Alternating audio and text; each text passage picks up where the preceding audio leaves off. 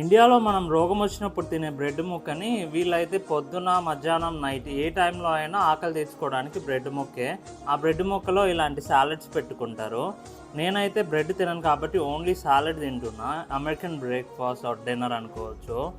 దీంట్లో ఏమేమి ఉంటాయంటే లైక్ పచ్చిగడ్డ అనమాట, లైక్ పాలకూర, కుకుంబర్స్, ఆలివ్స్, టమాటోస్, ఆనియన్స్, ఇట్లా అన్ని రకాల కూరగాయలన్నీ వేసి పచ్చివే సాల్ట్ పెప్పర్ వేసుకొని తింటే చాలా బాగుంటుంది. మీరు కూడా ట్రై చేయండి.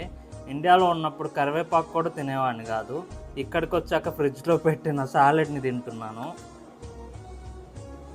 బేసిక్గా ఈ సాలెడ్లోకి వీళ్ళైతే సాసెస్ వేసుకుంటారు డ్రెస్సింగ్గా. సాసెస్ వేసుకోకుండా సాల్ట్ పెప్పర్తోనే ట్రై చేయండి. కావాలంటే కాస్త రెడ్ వెనిగర్ రేట్ ఉంటుంది, అది వేసుకోండి. అండ్ ఇది చాలా చాలా కష్టంగా ఉంది, ఇప్పుడు చాలా ఇష్టంగా తింటున్నాను.